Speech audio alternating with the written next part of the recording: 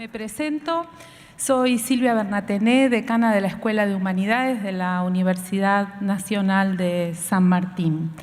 Tenemos el honor de contar entre nuestros profesores a nuestra querida Rita Segato. Esta actividad, Diálogos con Rita Segato, forma parte de la cátedra Pensamiento Incómodo que se inscribe en la escuela y en el programa Lectura Mundi de la UNSAM. Tiene un conjunto de principios fundacionales que motivaron su creación. Uno de ellos, para nosotros clave, es cultivar el arte de pensar en conversación. Esta idea fuerza motiva este encuentro. Pero si bien es un diálogo y procuramos que genuinamente se presente como un diálogo con ustedes hacia el final de la presentación de Rita, como toda actividad académica, tiene sus rituales, entre ellos presentar a la protagonista. Rita es doctora en antropología de la Queen's University de Belfast, Irlanda del Norte, Reino Unido de Gran Bretaña, profesora emérita de la Universidad de Brasilia, donde fue docente del Departamento de Antropología desde 1985 a 2010 y de los programas de posgrado de Bioética y en Derechos Humanos desde 2011 hasta 2017. Es investigadora de nivel máximo del Consejo Nacional de Investigaciones Científicas de Brasil. Sus investigaciones se han dedicado a las cuestiones de género en los pueblos indígenas y comunidades latinoamericanas, a la violencia de género y a las relaciones entre género, racismo y colonialidad. Publicó, entre otros, los siguientes libros: Las estructuras elementales de la violencia, La nación y sus otros, Las nuevas formas de la guerra y el cuerpo de las mujeres, La crítica de la colonialidad en 8 ensayos y una Antropología por demanda, La guerra contra las mujeres y contra pedagogías de la crueldad. En 2018 recibió el Premio Latinoamericano y Caribeño de Ciencias Sociales Claxo 50 años. También en 2018 el Museo Reina Sofía de Madrid fundó la cátedra Aníbal Quijano y la designó titular de la misma. En este año, 2019, la Universidad Nacional de San Martín crea la Cátedra de Pensamiento Incómodo a cargo de la profesora Rita Segato. Gracias. Vamos a incomodar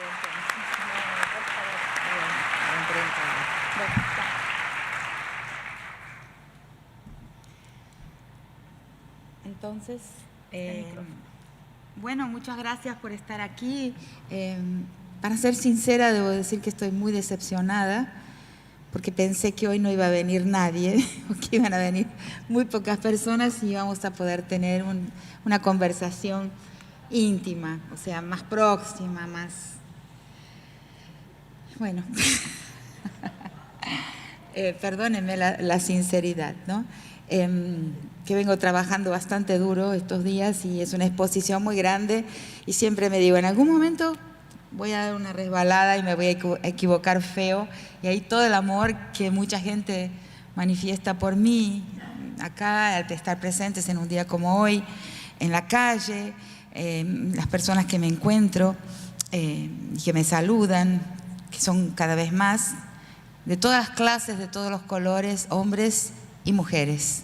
O sea, es muy sorprendente, pero me da mucho miedo porque el amor y el odio están muy próximos y en cualquier momento puedo equivocarme yo también. La gente espera.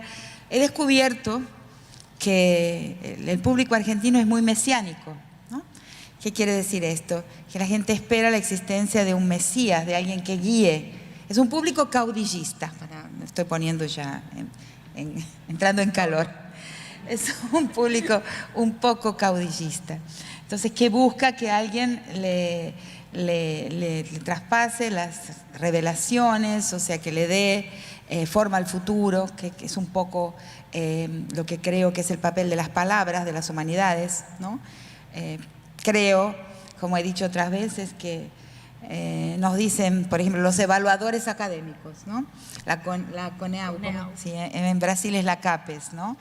Bueno, que tienen a las disciplinas, a las carreras técnicas y científicas de ciencias duras como modelo, etcétera, porque las humanidades estamos en segundo lugar, y yo en un determinado momento me doy cuenta de que es falso, que lo más, primero que el país que intenta diseñar nuestro futuro, ¿no?, que es el imperio, los Estados Unidos, nunca se ha retirado del auspicio de las humanidades, y que además el cerco, ¿no?, la reserva de mercado teórico, o sea, la reserva de mercado en el sentido de quién puede, ¿no?, pensar las categorías, formular categorías, atravesarlas al mundo, hacerlas circular, eso es muy vedado a nosotros, ¿no?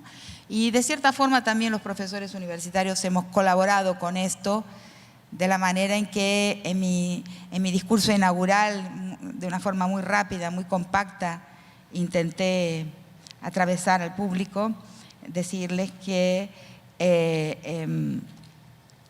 porque nosotros enseñamos siempre lo ya pensado, o sea, nuestros alumnos tienen una clara idea de que vienen a la universidad a aprender, y a aprender lo que ya se pensó, y lo que ya se pensó en otra parte, ¿no? Alguien que no está por aquí. Tengo un ejemplo, una anécdota, porque quiero hacer esta noche amena para mí y para ustedes, o sea, y para Silvia aquí, para todos nosotros, que sea un momento ameno de conversación.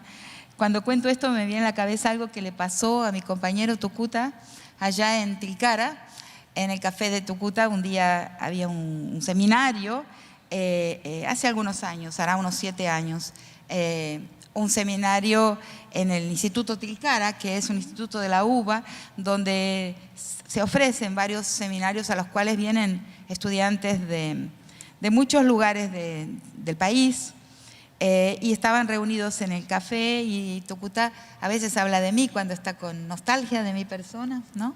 Y se acercó a una mesa y eran antropólogos, y dijo: mi compañera es antropóloga también. Entonces le preguntaron: ¿cómo se llama?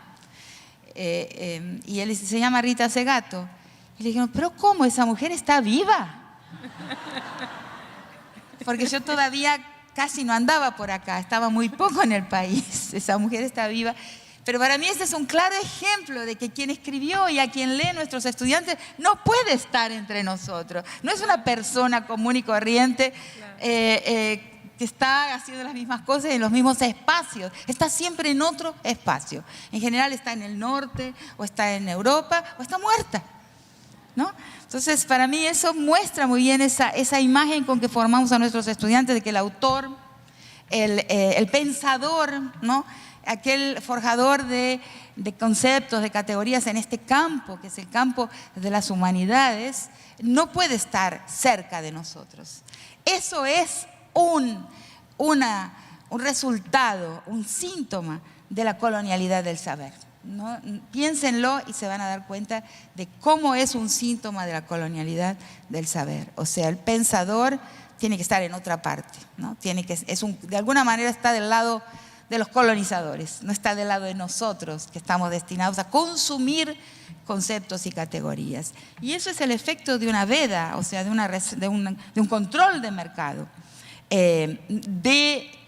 y de una vigilancia muy cerrada sobre quién está destinado a la producción teórica, ¿no?, a la conceptualización y a la capacidad de circular su pensamiento, y quien no puede hacerlo, quien está excluido del espacio geopolítico desde el cual se forjan las ideas y se hacen circular, y se tiene la capacidad, la llave del mundo para hacerlas circular.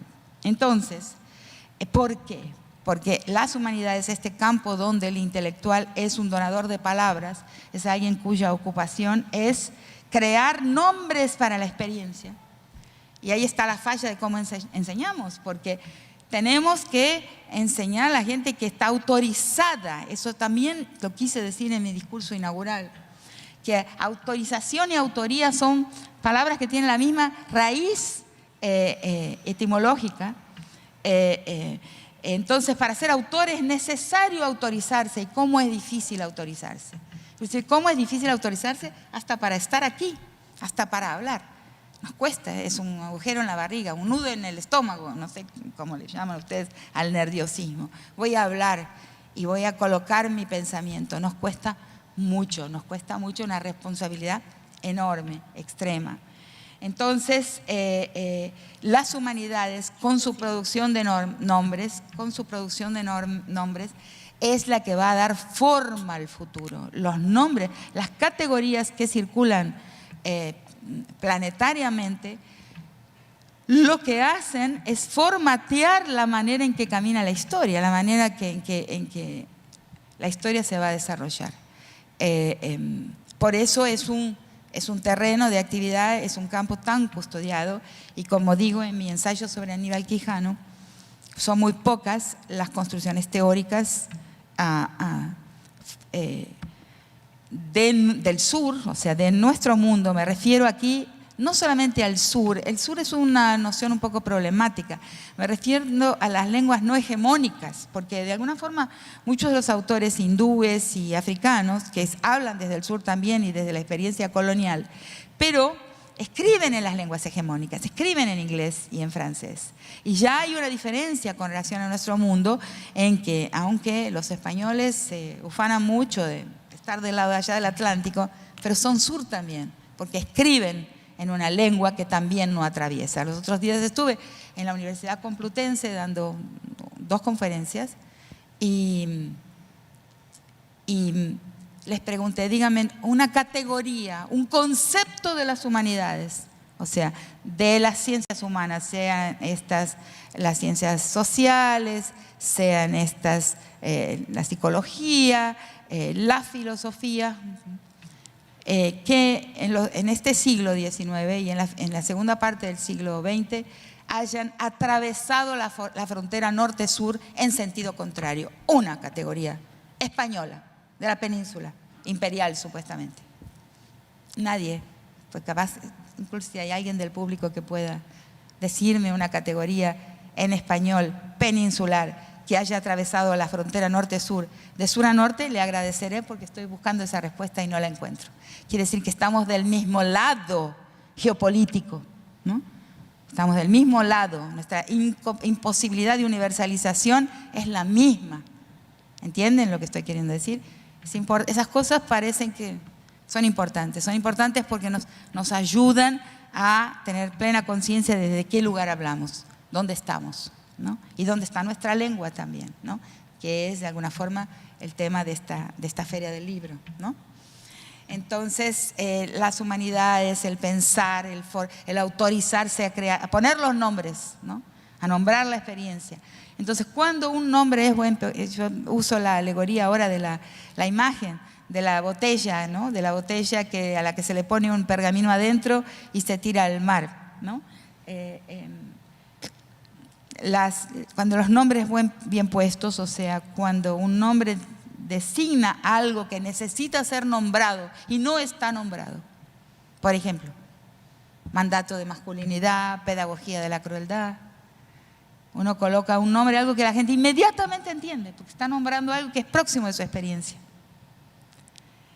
Ese nombre es inmediatamente acogido y circula. Lo que pasa es que hay trabas para esa circulación, y esas trabas son justamente del campo editorial, ¿no? Son justamente del campo de qué libros viajan y qué libros no viajan. Entonces, en ese ensayo sobre Quijano, yo hablo de eso y hablo de las 4, después agregué una quinta, las 4 categorías, o sea, perspectivas teóricas, o sea, baterías de categorías, conjunto de categorías, que consiguió atravesar la frontera norte-sur en sentido contrario, o sea, como se dice en portugués, furar un bloqueo, o sea, atravesar el bloqueo de pensamiento que sufrimos nosotros los autores de la lengua española y portuguesa, de la península y de este lado de acá del mar. Entonces, Y las 4 que descubro, a la que le agrego una quinta y que escribo en ese texto son la pedagogía del oprimido, ¿no?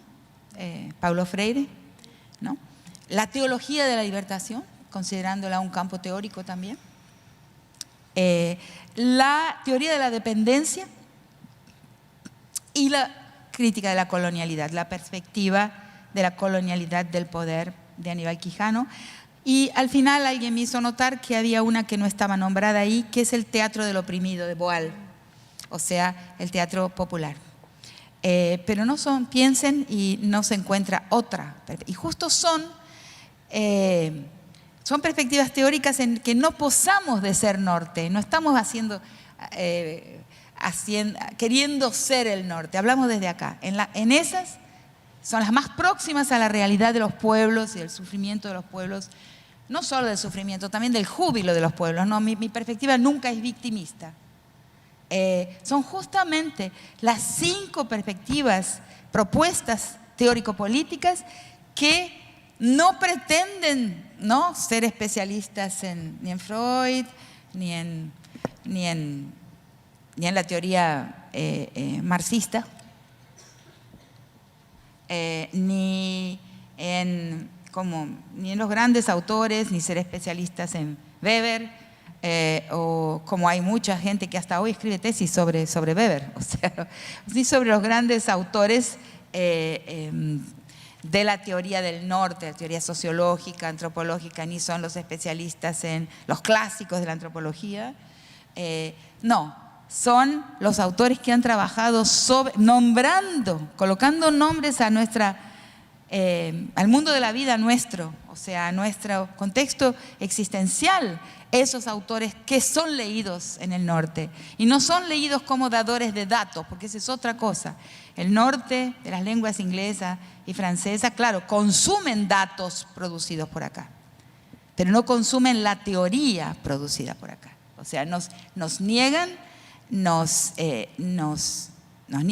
impiden asumir el papel de teóricos, ¿no? La producción, como la producción de patentes en todos los campos, ¿no? Las patentes teóricas no pueden ser nuestras. O sea, la autoría de teoría está destinada a un círculo muy cerrado de gente geopolíticamente situada, ¿no?, en las lenguas inglesa y francesa, pero sobre todo inglesa hoy en día.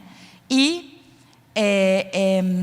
nosotros tenemos el papel de consumidores, ¿no?, y aplicadores, ¿no?, de esos conceptos teóricos. Yo creo que sin quererlo, no fue una cosa a la que me dispuse, pero yo me atreví en un determinado momento a nombrar yo, o sea, a poner los nombres y a generar. Y esto, como estaba diciendo, lo veo hoy en la manera en que se me lee en otros países, no solamente en el mío, que es en otros países empieza a circular mi material, mis textos.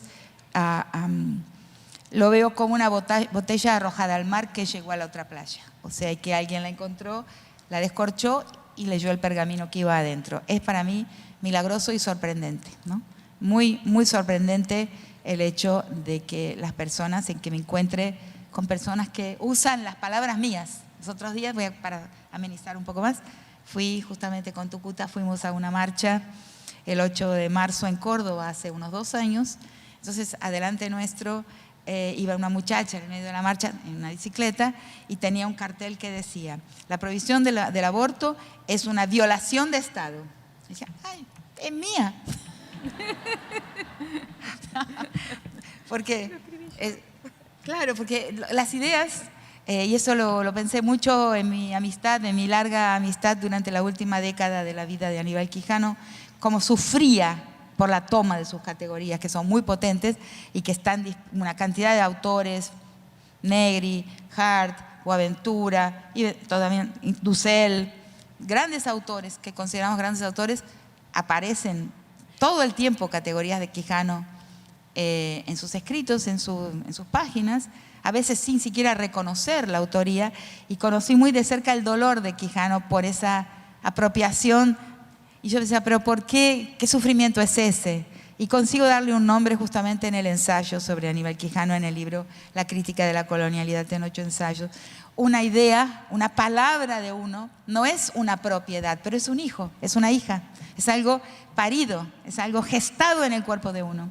Entonces la apropiación de un vocabulario al que no se le reconoce la mamá, ¿no? es algo bastante doloroso y me ha pasado ya más de una vez, inclusive con estudiantes que han tenido, ahí voy a contar otra historita.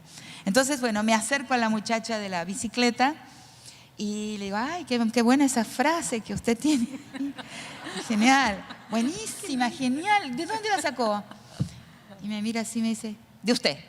Ah, bueno, ahí me alegré.